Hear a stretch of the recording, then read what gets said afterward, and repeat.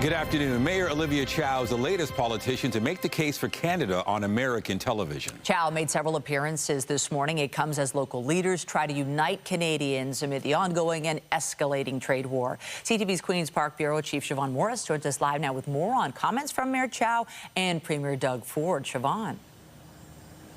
Well, the mayor was appearing on a lot of networks that the premier was actually appearing on yesterday, where we heard quite a different tone from that very spicy news conference he held in Hamilton on Monday, where he called the U.S. president names like dictator and the king of bankruptcies. The premier said he did have a call with the prime minister, but says no, nobody told him to bring the temperature down. But he did talk about the need to take a different tone. Here's more of what he and the mayor had to say. When Donald Trump wants to take the livelihood and try to hurt our country and hurt our province, I have a job for the people of Ontario. I will fight with every tool I have to protect them. He doesn't care if people lose their jobs. He doesn't care if they can't put, food on their table or pay their overhead of rent or mortgages. He doesn't give two hoots. So I'll fight him right to the end. And I thought it'd be best just to simmer down. It was a heated day for both him and I going back and forth, but it looks like he simmered down too. So let's get back to the table. It's going to be painful because the price and the uncertainty is going to cost, but we have this huge love local campaign. It's everywhere, and they're looking at, is this apple from Canada? Is it from U.S.? I'm buying my Canadian apple. And we're calling on American viewers to give a shout and give a call to your local representative. Because I think Mr. Trump has lost his way with his midnight schoolyard bullying. And it's just like it's causing chaos and uncertainty. Well, the premier is really doubling down on Buy Ontario within government. He's reminding agencies that report to him that they need to be prioritizing Ontario products and Ontario services. He says he's heard of places like schools being built with American bricks, something he says is just not acceptable, especially given the current economic climate. Reporting live from Vaughan, I'm Siobhan Morris. Nathan and Michelle, back to you. Thank you, Siobhan, and our online team tracking all the updates in the trade war in real time. You can find those details at ctvnewstoronto.ca. Still to come, we'll take a closer look at reactions south of the border to Canada's announcement of retaliatory tariffs. That's a little later in the newscast. But first, an 18-year-old man is dead after being struck by a train in the city's East End late last night. He and a woman were walking on the tracks when two trains approached from different directions. CTV's Beth McDonnell has been following this investigation. She joins us live now with the details. Beth? Yes, Michelle, this tragedy happened on the tracks that pass by Monarch Park in the East End. The teenager who was killed was walking on the tracks with another person when he was struck and killed. Emergency responders were called to the Lakeshore East line around 10:20 last night to the tracks north of Gerrard and Greenwood. A GO train that wasn't in service at the time hit an 18-year-old man who was killed. Police say the young man was walking on the tracks with a woman when two trains were approaching from different directions. The man jumped out of the way to avoid one train when he was struck by the second train. Life-saving measures were performed. However, the man was pronounced deceased at the scene. The woman did not sustain any injuries. Metrolink says it is deeply saddened by the incident, that their thoughts are with the family and loved ones of the teen who was killed and with our employees and first responders that were affected by this event. That's just horrible and heartbreaking. It's so unfortunate, and my heart goes to the family and to this child's friends. Realistically, it's so sad. I've seen kids on the tracks. I've told them to get off them because it's not a great idea. But unfortunately, there's not much to do, and they want to be silly and they want to be stupid. They're not respecting what can happen, because in this area they go by very quick. I've never seen anybody on the tracks, just coyotes. I was hoping it was an animal, but I've never seen people on the tracks here. There are occasional holes in the fencing, but I've never seen anybody go through there. I think to make it more obvious for teens or for anyone that it is very dangerous to go near the track, so I think more signs would definitely be helpful. Metrolink says it has offered support to personnel who may have been impacted by this tragic incident. Reporting live, I'm Beth McDonnell. Michelle, back to you. Thank you, Beth. Police have arrested and charged 4 adults and 4 young people in connection with a stolen vehicle and firearms investigation. Police releasing images of the weapon and the items they've seized. They attempted to arrest a wanted man in the area of Dundas and Sumac streets on Sunday. The man and a young person tried to run away, but were arrested after a short chase. A search warrant was later executed at a residence in the same area where additional arrests and seizures were made. In addition to the weapon, officers also recovered 7 master keys and 2 programming devices designed to assist in stealing vehicles. 8 suspects ranging in age from 16 to 20 years old are facing a variety of gun and theft-related charges. An investigation is underway after shots were fired at a Thorncliffe Park apartment building early this morning. Police are trying to determine if the shots are linked to another shooting over the weekend. CP24 Steve Ryan's been following the investigation and joins us live with more. Steve. Yeah, Toronto police tell us that this happened at 2:30 this morning. As you mentioned, Nathan, the front entrance to 43 Thorncliffe Park was fired at. Multiple rounds were fired. This is why the police attended this location, and there was significant damage done to the front entrance. It's all glass. And as you said, just this past Sunday, 2 other buildings on this same property, just to the east of where I'm standing right now, both of those had their front entrances fired at as well. So there could be damage done to those 2 lobbies also. So the police are now investigating all 3 of these. They did not say whether or not they are connected. That will be part of the investigation. And the reason being is that once you connect occurrences to the same suspect or suspects, it's hard to disconnect them if you are wrong. So you want to be absolutely positive that you've got the same suspects for all the different occurrences. And this is the main reason why the police would not say today whether or not these were connected. It obviously will be part of the investigation going forward. We did get local reaction as well. And here's some of what we were told. Last night I was outside around 1:30 with my wife walking around. And my wife told me it's not safe anymore because I was in Montreal last week and there's a 2-shooting going on in 47 and 49. She told me. So I came on Monday, and yesterday I was walking with my wife, 1:30, and she said, don't stand here, there's a shooting going on, something gonna happen in this building. She knows. If she knows this thing, our police should patrol.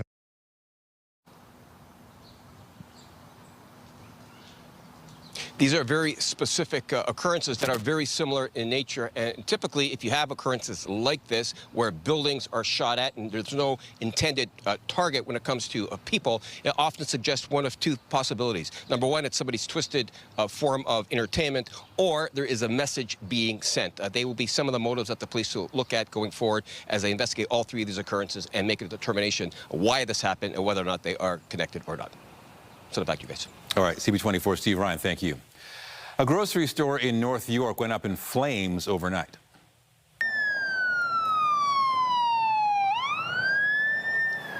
Emergency crews were called to Danforth Food Market on Keele, south of Finch, around 1:30 in the morning. The fire has since been put out. The cause is still being investigated. The TTC says 4 of its employees were among the cases of Legionnaire's disease recently confirmed in the city. Public health officials have identified a cooling tower at the TTC's Hillcrest complex as the source of the outbreak after samples collected from the tower matched a sample from a Legionnaire's case. Officials say 6 confirmed cases were reported within a 1-kilometer radius of the complex near Bathurst and DuPont last month.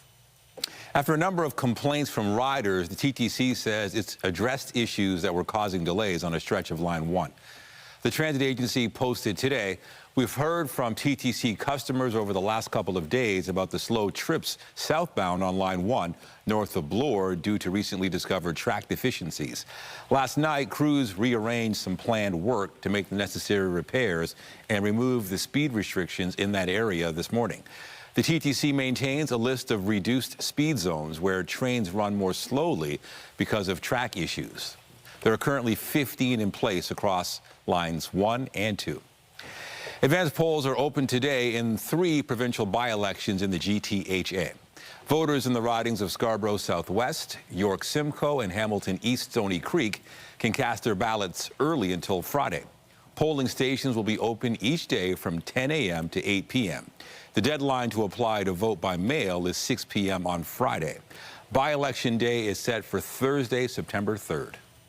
Canada's last captive dolphins are leaving Marineland for a new home in Spain. Trainers worked for several hours this morning to load 4 dolphins and 2 beluga whales into tanks on transport trucks, which were headed to Pearson Airport. The 6 whales remaining in Marineland, which are the last captive whales in all of Canada, will soon be heading to an aquarium in the U.S. The move comes after a beluga whale moved to a Chicago aquarium 2 weeks ago, but died after blood tests revealed she was dehydrated. Marineland has been in the process of moving its remaining animals since mid-July. We'll get to more news in a moment, but first we take a live look at the city this afternoon. The X grounds, another beautiful day to take in all the sights and sounds there, or really anywhere across the city. We've got all the ingredients for fabulous summer plans. Lindsay Morrison is here with a look at the current conditions. Lindsay. And Michelle, dare I say that summer is back. Not only do we have the sunshine, but we've got a little bit of heat again today. Here's a look at where things stand currently. Okay, not totally hot just yet, but 22 degrees at Pearson Airport. Feeling more like 28. And as the afternoon progresses, we're going to start to feel into the 30s. Winds today from a southerly direction, so that's a change, and a little bit breezy down by the water especially. All is clear right now on the satellite and radar. We did have some fog early this morning. That is starting to burn off. Perhaps you can see what awaits us for overnight tonight and into the day tomorrow. Chance of showers and a risk of thunderstorms. We'll get to that, but here's your day at a glance. 26 for the high, Humidex 31, a great one for spending some time outside. Just don't forget the sunscreen. Coming up, we'll take you through the forecast for tonight, tomorrow, and the weekend. It's all ahead. For now, though, Nathan, back to you. All right, thank you, Lindsay. The province is scaling back the responses to 2 wildfire clusters in northwestern Ontario as activity remains low. No new fires were confirmed in the northwest region as of yesterday evening, although 64 are actively burning, 3 not under control.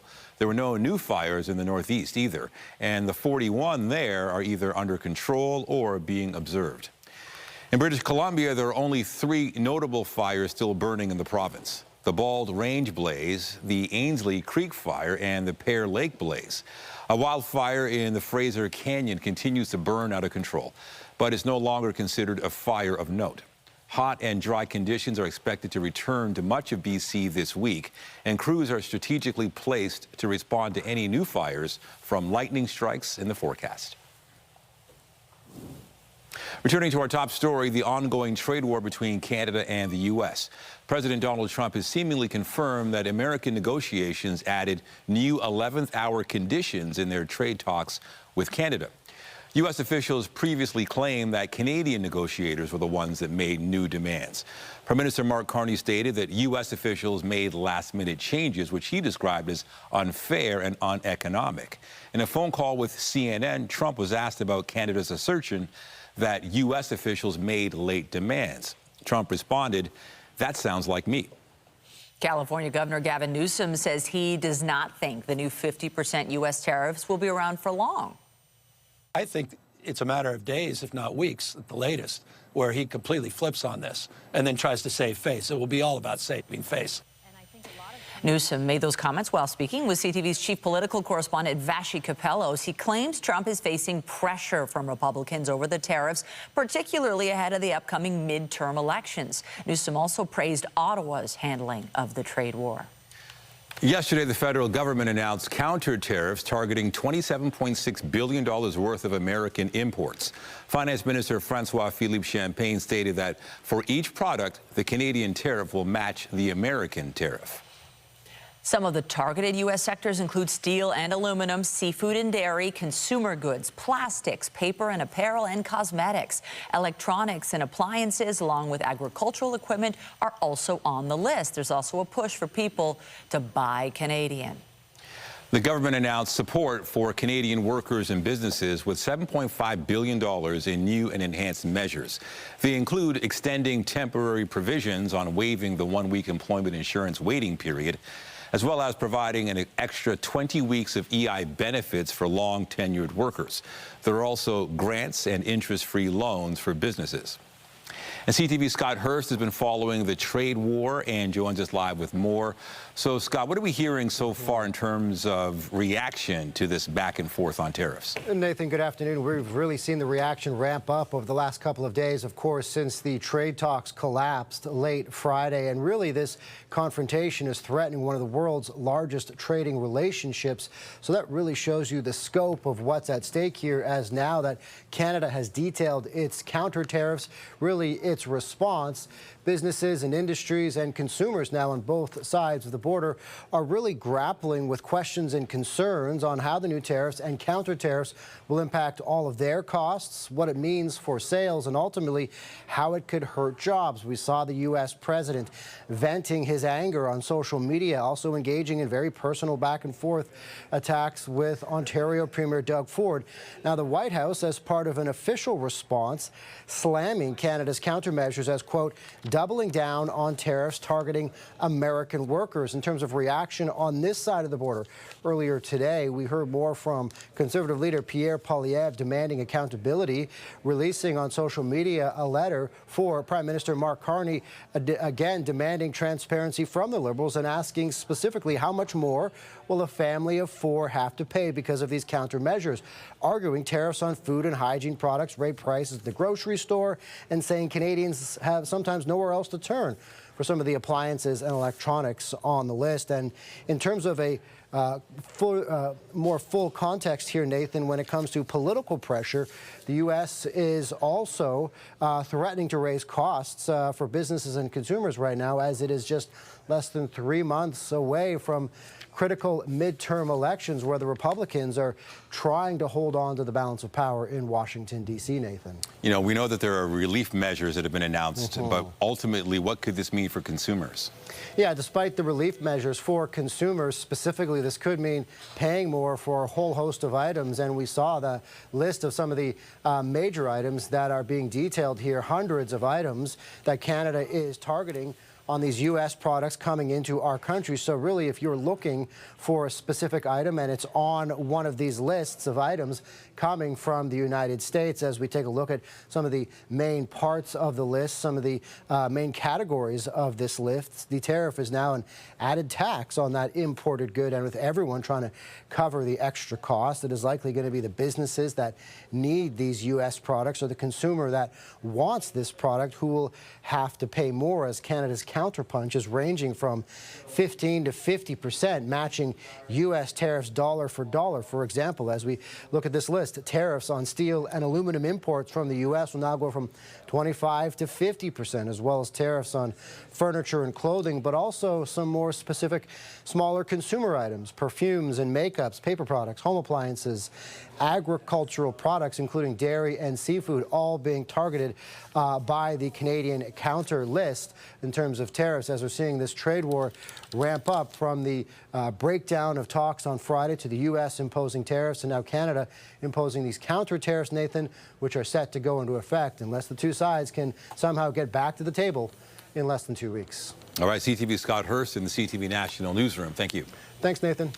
So how do Americans feel about the escalating trade war with Canada? CTV's Michelle Molesky went to the new Gordie Howe International Bridge to discuss the situation with our southern neighbors. As an American, what do you think about how Trump is treating Canada these days? We are horrifically embarrassed. Americans streamed into Canada Tuesday, eager to check out the new bridge and reassure Canadians. Not everyone sides with the White House. It's just a shame to treat our best ally, our friendly neighbor to the north. In a highly unscientific experiment, I decided to spend 2 hours here at the Windsor side of the Gordie Howe International Bridge, chatting with Americans as they enter Canada. They all stopped to talk to me. However, a quarter of them said they couldn't express their thoughts on camera for fear of reprisal from American officials. I don't understand why he's acting this way toward Canada, especially when he's acting much more friendly ways toward, more traditional U.S. enemies. A lot of my friends, feel this is, it's not right how everybody's getting treated.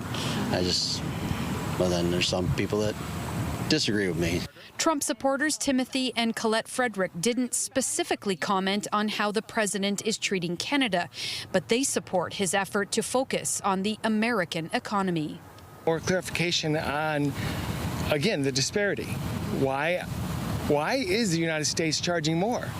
And if we're getting more, if we actually are charging, getting less money from Canada, the disparity is going to continue to be not matched. Yeah, somebody's got to say, well, if we don't do it now in 2026 and we keep, put it off, that's just going to make things worse. Plus, things are going to get more expensive whether you add tariffs or not. Americans concede their own country is divided on President Trump. All we can do is vote, go to the ballot boxes. I don't think they see the value, and they don't know the fellowship, and they don't have the history, and we all do. We've always considered ourselves seamless, right? You just go to one and the other, and they're great. And you have arrow bars, and we don't. So. Michelle Molesky, CTV News. Meanwhile, the Prime Minister will address the European Parliament next month. Mark Carney expected to deliver his address in Strasbourg, France, on September 17th. The PM will also attend the European Union's annual State of the Union address. Since taking office, Carney has been heavily focused on deepening economic and security ties with European nations to reduce Canada's reliance on the U.S. The Canadian government is pledging more than $2 million for earthquake relief in Canada. 331 people were killed and 240 others remain missing after the powerful quake on August 10th. More than 4,400 people were injured. Ottawa says the money will be used to provide emergency food assistance and shelters, as well as hygiene kits, water, and sanitation services. The money will be allocated to organizations including the World Food Program and Canadian Lutheran World Relief. As the entertainment world still reels from the loss of Dolly Parton, there are multiple reports today that actor Tim Curry has died. So, come up to the lab and see what's on the slab. The British actor was known for playing eccentric roles, perhaps most prominently Dr. Frankenfurter in the Rocky Horror Picture Show. But he had a lengthy list of credits on both screen and stage. He also suffered a stroke in 2012. TMZ reports Tim Curry died last night at his L.A. home. He was 80. And tributes continue to pour in for Dolly Parton following the country music icon's death yesterday at the age of 80.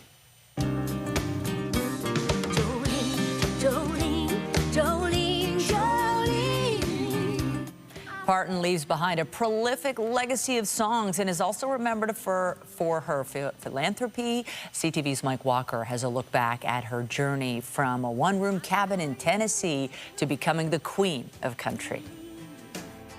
For service and devotion. A country music icon who shaped generations of artists. Dolly Parton is not only being remembered for her hits, but also her humility. Very giving, community-minded. She was an icon. She was an inspiration. At the Toronto Country Fest, artists and fans paying tribute and celebrating Parton's rhinestone life and legacy. I think her legacy also is just inspiring a lot of young women to follow kind of in her footsteps. Paige Rutledge was on stage performing Parton's hit, Jolene, when the news of her passing broke. I think she just broke boundaries, right? Like, she went out there and did things that men were doing in country music, and then Dolly Parton gets out there and with her sparkly outfits, and she stands on stage and plays shows, and she just impacts and changes people's lives. The Oakville singer-songwriter returned for an encore, performing on her rhinestone-studded guitar named Dolly, honoring the artist who was a huge inspiration. She just has such a special way of communicating with audiences. Parton's musical career spanned nearly 60 years, writing more than 3,000 songs with 25 #1 hits on Billboard's country charts. She won 11 Grammys, but her legacy is much more than her music.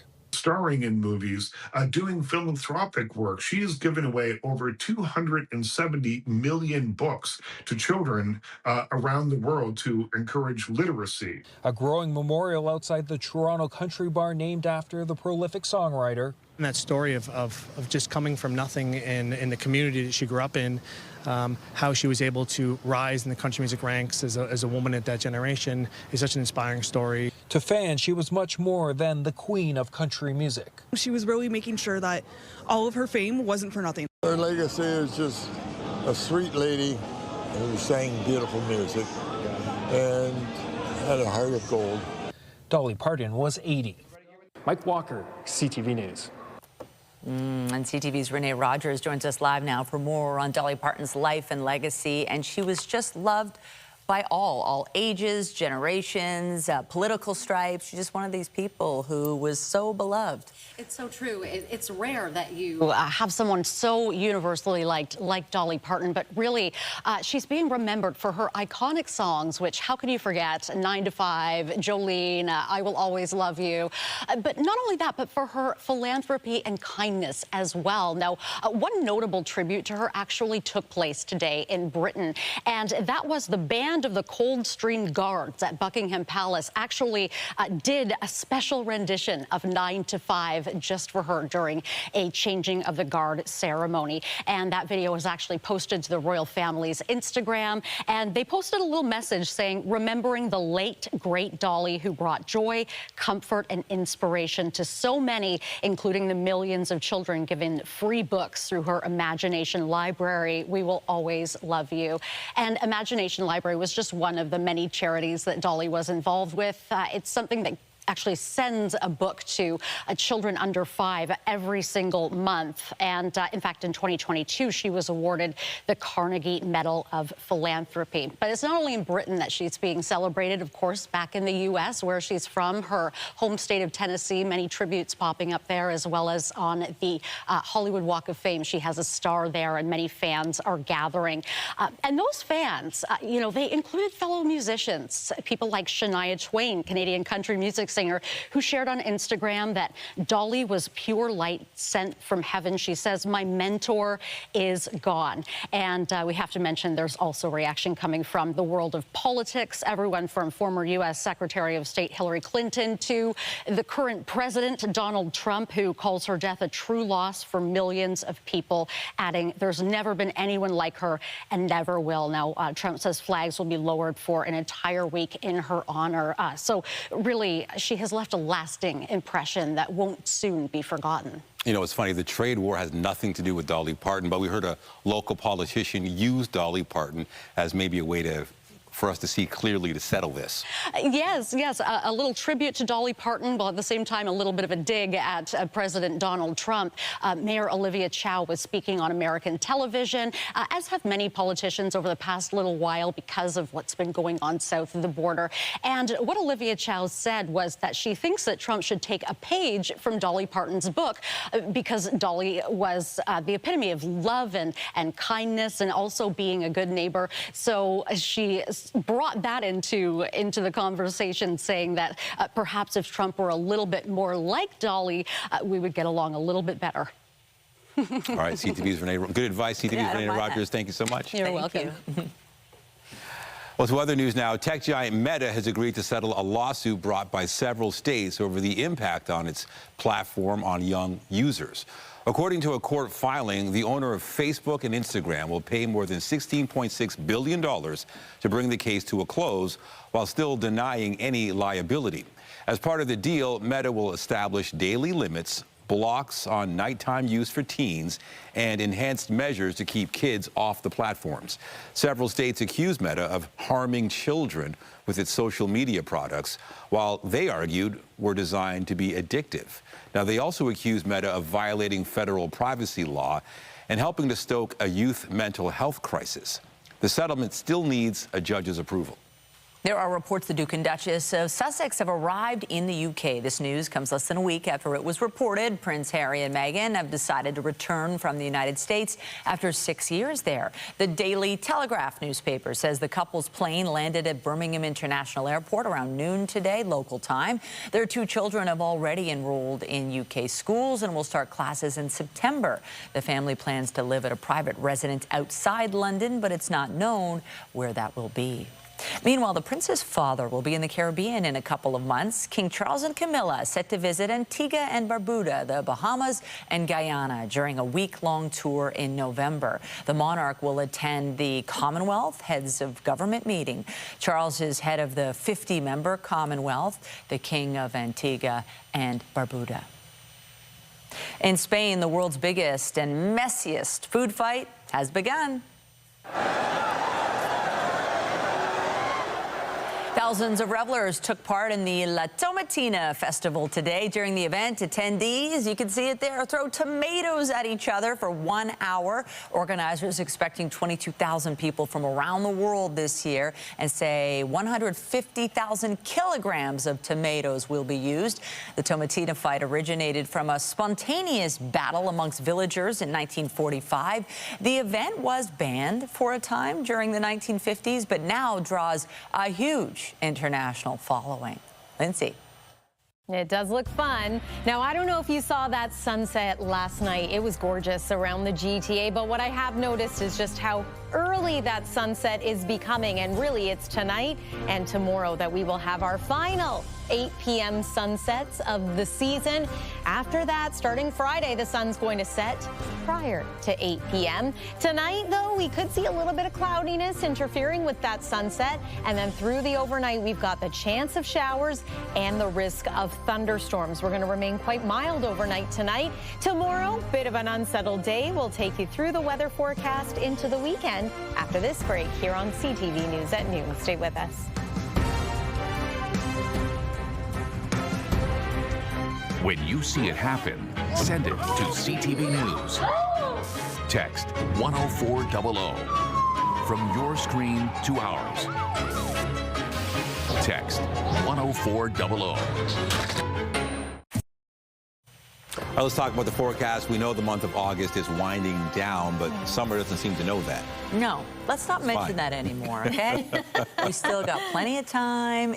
Yeah, you know what? It's beautiful today. It's gorgeous. Lots of the week left, and we've got the sunshine, and we got the warmth. A day like this might make you feel like summer's going to last forever. Okay, we don't need it to last forever, but yeah, it's not going anywhere too quickly, which is great. Couple of cool days as we make our way toward the weekend, and there is a bit of active weather that we have to talk about, but by this time next week, as we welcome the month of September, it's expected to be quite muggy, feeling into the 30s, in fact. Let's get to what you need to know. Weather is brought to you by the Presler Law Firm Injury Lawyers. You don't pay unless they win. Now, we do have gorgeous sunshine outside right now, but if you peeked out your window early this morning, you might have thought it's a bit of a cloudy day. Turns out it was quite foggy in many different parts of our province. CTV News Chopper was able to fly and captured some pretty cool scenes of it. Of course, as the sun continued to rise, that fog burned off.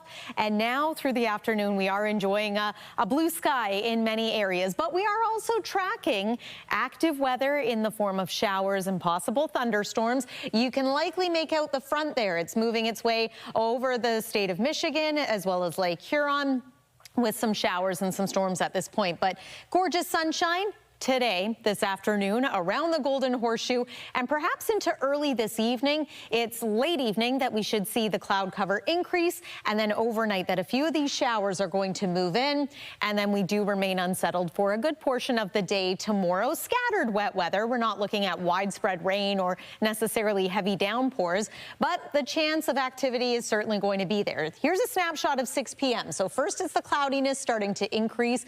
Looks like the showers and storms are going to happen through the overnight hours. Might not be severe in nature, but there could be some rumbles of thunder, flashes of lightning, and maybe some rain, heavy at times. Bring in the patio cushions before you go to bed tonight. And then tomorrow, some cloudiness to start. Mix of sun and cloud through the day tomorrow. However, as you can see, those scattered pockets of rain are expected, especially into the afternoon. Then we're going to clear out once again. Friday is sunny. Saturday is looking awesome. I'm so happy to share. By Sunday, we're going to get back into a bit of cloudiness, but should be dry as well. As far as any rainfall amounts, these are very much subject to change depending on whether or not we do get a storm or not, but looks like less than 5 millimeters, which is kind of refreshing considering how much rain we've had in the last week. 22 degrees still at this hour at the airport, but it feels like 28. So there is a humidex factor already, and we do expect to feel into the 30s. Going to feel like 33 this afternoon in the Niagara Falls area. Another look at the almanac. 24 degrees is now our seasonal average. Yesterday we made it to 25. So if anything, we're maybe a degree or two warmer today, and staying quite warm through the night tonight. 19 for a low, 25 tomorrow, humidex 30, so still perhaps a little uncomfortable for some. And yes, we will see a little more cloud tomorrow. That chance of showers is going to be there throughout the day around the GTA. 7-day forecast, though, does show, again, drier conditions for Friday, Saturday, and Sunday. We are going to increase the cloudiness for the early part of next week, and temperatures are a little cool for a couple of days, but overall, not a bad-looking 7-day. That's the weather for now. Nathan, back to you. Thank you, Lindsay. The Blue Jays will look to make up ground in their playoff push when they continue their series with the KC Royals tonight. And he gets it down on a 2-strike count, and the throw goes down the line. A throwing error in the 6th inning last night gave the Royals a 2-run lead. The Jays tried to rally in the 9th, but ultimately fell short, losing 5-3. Spencer Miles is set to start tonight with first pitch set for 7:07 at Rogers Center. Meanwhile, Blue Jays fans experienced some success off the field last night. It was Looney Dog night at the Rogers Center, and Jays fans have now eaten more than 1 million Looney Dogs this season. That's a first in the franchise's history. Looney Dog nights are held on Tuesday home games, which means fans have one more chance to add to their total with a game on September 15th. The Tempo will be looking to get back in the win column when they square off with the Seattle Storm tonight. And a steal from Rice with 5 seconds to go. Nurse! The team lost 88-78 to the Las Vegas Aces on Sunday. The Tempo currently sit 13th in the WNBA standings and have been eliminated from playoff contention. However, the Storm are at the bottom of the standings in the 15-team league. Tip-off for tonight's game, 10 p.m. in Seattle. You're watching CTV News at noon on this lovely day. Stay with us. Back-to-school preparations are underway for many students, and health experts are encouraging parents to make sure their children's backpacks fit properly. CTV's Christine Long has some tips that can help lighten the load as the kids head back to class. 4 friends excited about going back to school, but they're carrying a lot of baggage. Keena Burton's backpack is well over 10 pounds. It's heavy in the bottom, but the top, I don't think there's any space in it. Pediatric occupational therapist Sabrina Monsenego says a child's backpack should not be more than 10% of their body weight. We don't want the child to be holding it with one strap, kind of slouching, and we don't want it to be sitting too low on the back either. Kind of heavy, but like over here it bothers me here. Monsenego says properly adjusted padded straps can help distribute the load of books and water bottles. Backpack has a strap like this that kind of goes around the chest or the waist. The weight distribution will be a lot better that way too. It can feel really heavy, especially on the first and last day of school, because you have a lot of stuff and you're bringing everything home. Posture is important to avoid neck, shoulder, or upper back pain. Backpacks with a lot of compartments so that you can easily place the books so that they're well aligned. Sometimes when it's like a really hot day and I come back from school and like my school stuff is all in here, like it's kind of like It's like uncomfortable. Pain or discomfort from improperly carried backpacks can lead to more challenges in the classroom. Slouching at your desk, not being able to efficiently copy from the board, leaning their chin on their hand while they're writing. A little planning can make back to school less of a pain in the neck. Christine Long, CTV News. Aww. In the wake of Dolly Parton's passing, a Broadway musical telling the story of her life is still going ahead. These are my people, my memories. Dolly, a true original musical, first debuted in Nashville, and it was already on track to start Broadway previews in December. It features a story co-written by Parton alongside new music and beloved hits. The production said it will move forward with performances, as was Dolly's wish. And staying on Broadway, another actor from the Harry Potter movies is now set to join the cast of Harry Potter and the Cursed Child. Yeah. I'm still here. Rupert Grint played Ron Weasley in all the Harry Potter films and adapted from the J.K. Rowling books. Now, the stage play is set 19 years after the events of the book and film series. He's not the first original star to join the cast. Tom Felton has been reprising his role as Draco Malfoy in the show. Right now, they're not scheduled to overlap, with Felton scheduled to leave in January and Grint set to join the cast in February. Still to come on CTV News at noon, as more people turn to artificial intelligence for information in their day-to-day lives. The company behind ChatGPT is rolling out a new tool. Full details on what OpenAI is pledging and the warnings from privacy experts just ahead. Get Toronto's top stories, breaking news alerts, and watch live. Download the CTV News app. We have breaking news. 24 Canadians are missing after massive flash flood struck a border area of Nepal and China today. At least 98 people were killed, and hundreds of tourists, workers, and others are missing after the flood swept through communities. Officials in Nepal warned residents in several districts to stay away from the banks of rivers. One of them flooded at around 9 a.m. local time, destroying several villages, roads, and hydropower projects. Recent data shows Canadian consumer debt loads are growing at the fastest pace in years. CTV's Maria Saru has more on what's driving the increase and who is most vulnerable. More Canadians fell seriously behind on payments in the second quarter of the year, with financial stress concentrated in Alberta, Saskatchewan, and Ontario. Larger debt burdens are making, make some consumers more vulnerable to financial and economic shocks. And so they're using, in some cases, credit to offset cash flow. According to TransUnion, Canadians carrying non-mortgage debt owed an average of $28,118. That's up 7.6% from a year ago. In total, consumer debt hit more than $2.6 trillion.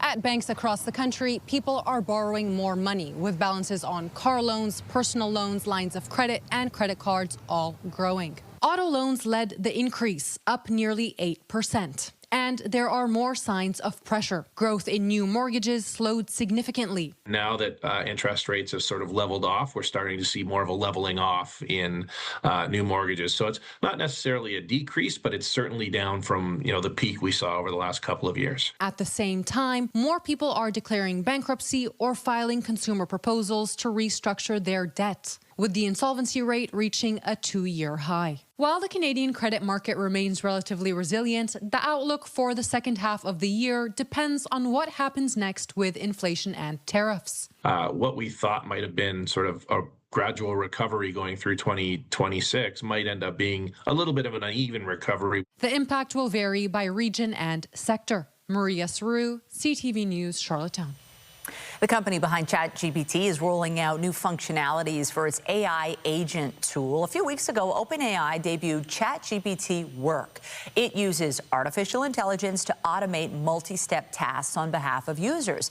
Now the company says the tool's been updated to be able to carry out more complicated jobs like booking appointments and plane tickets. OpenAI says it's able to do that without users sharing their usernames and passwords. Privacy experts have cautioned against sharing sharing too much information with artificial intelligence tools. You're watching CTV News at noon on this beautiful day. We'll tell you when the rain returns after the break. The performers have been announced for this year's Canadian Songwriters Hall of Fame induction ceremony.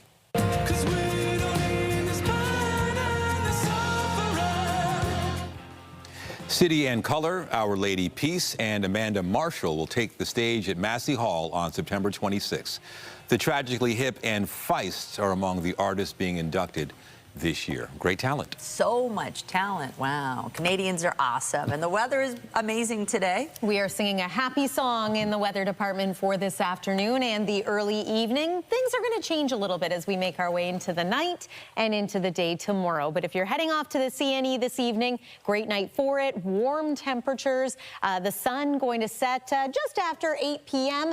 And then the cloudiness increases through the overnight hours. We might get a few showers and thunderstorms overnight. And then tomorrow, scattered wet weather, 25 for the high, feeling more like 30. Next couple of days are looking good too. So once we get past tomorrow, and again, it's not an all-day rain. It's not heavy downpours quite like we've experienced as of late. Friday and Saturday look dry, filled with sunshine. Temperatures are a little cooler, especially on Friday, but comfortable. And then the weekend looks good too. Bit more cloudiness for Sunday, Monday, Tuesday. It's going to feel into the mid-30s for Monday and Tuesday as well. Nathan and Michelle. All right, thanks, Lindsay. And that's it for CTV News at noon. Remember, you can get Toronto's breaking news all day long on CP24 and at ctvnewstoronto.ca. For Lindsay Morrison and all of us here, have a pleasant afternoon. I'm Michelle Dubé. And I'm Nathan Downer. Be sure to join us later for CTV News at 5 and 6. Have a great day.